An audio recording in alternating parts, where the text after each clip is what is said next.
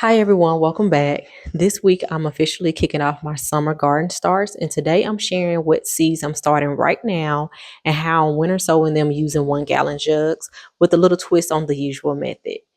Now, I am outside today, so I will be using my mic so that I can make sure that you hear me and the background noise doesn't overwhelm us. I'm working in my garage instead of my backyard, so I'm closer to the street today. Now, if you follow me on any of my social media accounts, you know that I love doing a winter sowing method. It's budget friendly and it's low effort. And because everything I grow eventually makes its way into my kitchen, I am going to be reflecting on what I grew last summer, what worked, and how that's going to play into my plans for this summer's garden. So, winter sowing has become my preferred method, and I guess technically it's my only method because I don't have any seed starting trays anymore. Because it's simple, and all I have to do is put the seeds in there. The milk jugs act as a mini greenhouse, and my seedlings are exposed to temperature shifts. They're exposed to rain, they're exposed to sunlight, so I don't have to worry about hardening them off when I take them out the milk jug. Additionally, they're low effort, right? I don't have to worry about grow lights. I don't have to worry about misting seeds. I don't have to worry about a schedule. I typically I just let Mother Nature do all of the work. And if it's something where I happen to like not get rain for 2 weeks or something like that, I may go out and water it. But for the most part, I really don't have to do any work. So that's why I love it. About 2 years ago, I switched things up a bit. I started putting my small seed starting pots inside of the jugs.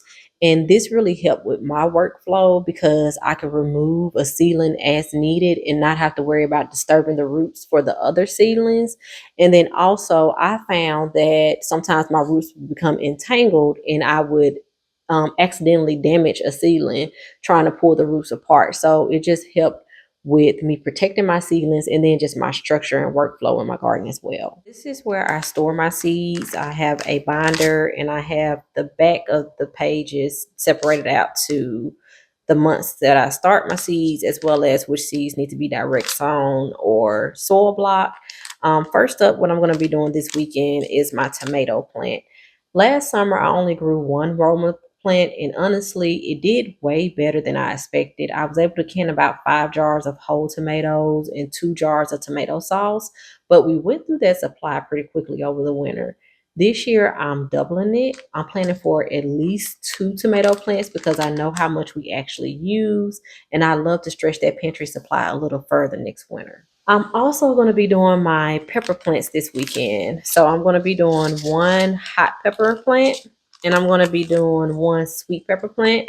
And I've learned over time that anything more than one plant for each is excessive for my household. My pepper plants always do extremely well. So this setup will give me enough for cooking, preserving, and sharing without feeling like I'm drowning in peppers by midsummer. And lastly, I'm going to be doing my peppermint. Mint is one of those plants that's best grown intentionally and contained. And winter sowing makes it easy for me to start that without having to babysit it indoors. And then I will transplant this to my pots. I have a trellis that also holds small pots. So I always put my mint inside the small pot. So if you're doing this the way that I'm doing it, you're gonna need a few items. Of course, you need your 1 gallon jugs. I'm using my drinking water jugs. If you're using milk jugs, want to make sure that you're rinsing out and cleaning them out really well. I'm also going to be using seed starter pots. I already explained why I do that, but I will say I use these biodegradable ones that you can find at Dollar Tree or any dollar store or Walmart or anything like that, whatever your preferred store is. I know that there are mixed reviews about using this in the garden, but it works for me. Do what works for you. I also have reusable seed starting pots. They're very small. I usually can fit at least two in one jug. So that's what I'll be doing for my pepper plants. And then you're going to need duct tape, of course. You also will need plant labels if you're doing two different seeds in one jug. You're going to need a box cutter. You're also going to need a permanent marker, and then you will need something to put the holes in the jug because you do need to be able to let the water go out. And for that, I use my drill. You're going to start by drilling some holes in the bottom, and I also put some at the side as well.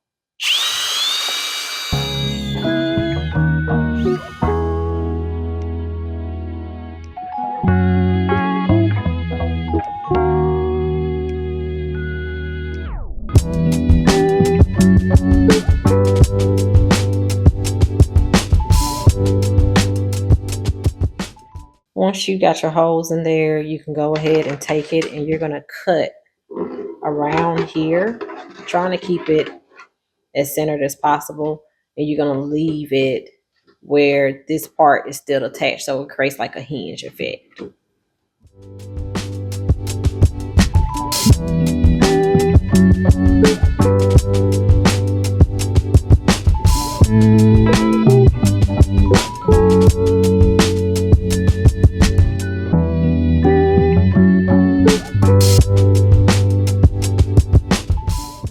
I do add a little bit of potting soil at the bottom of the jug to give it a little bit of weight.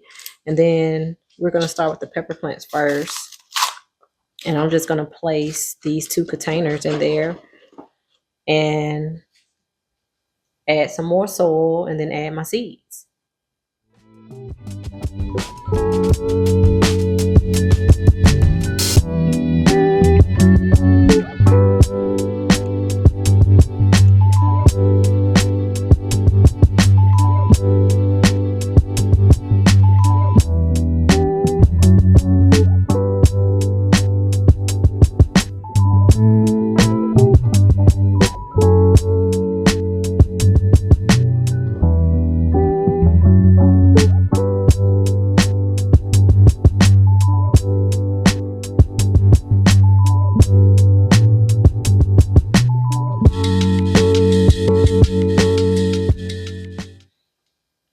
And I'm just going to do a light mist. And you're just going to take your duct tape and tape it up.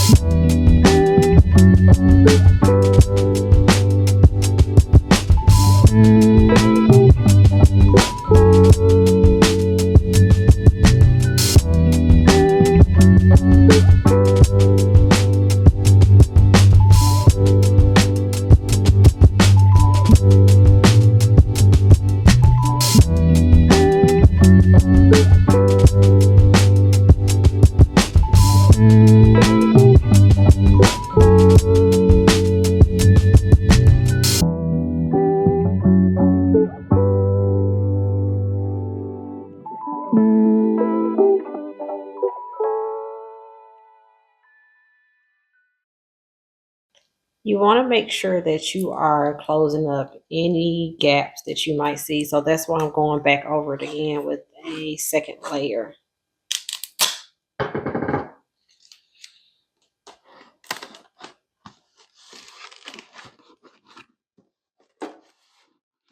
just going to write on the tape what the seedling is or seed is.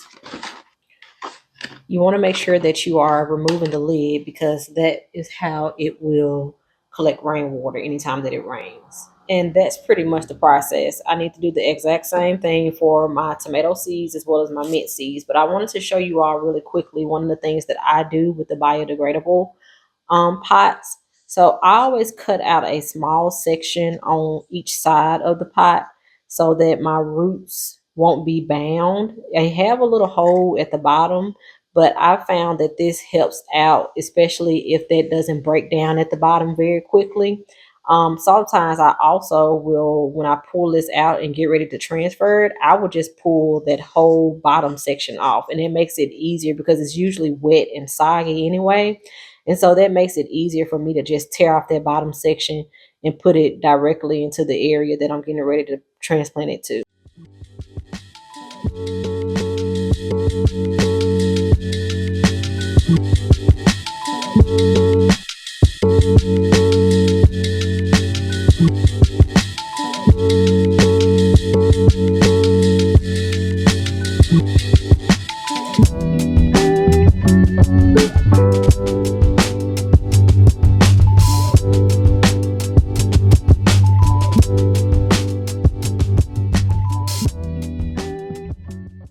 So that's what I'm starting this week. And as I said, I will do a few seeds every week until I have done all of the seeds that I need to start. If you are doing a winter sowing method or you've already done it, I would love to know what you're starting right now. And if you're new to this, I hope this gives you the confidence to try it, even if you just do one jug this year. Thank you so much for spending time with me outside today. I apologize for any background noise. And I will, of course, be sharing updates about those seedlings as they come in. If they come in, if they don't come in, then I will be at the local nursery getting me some seedlings. But thank you so much for watching.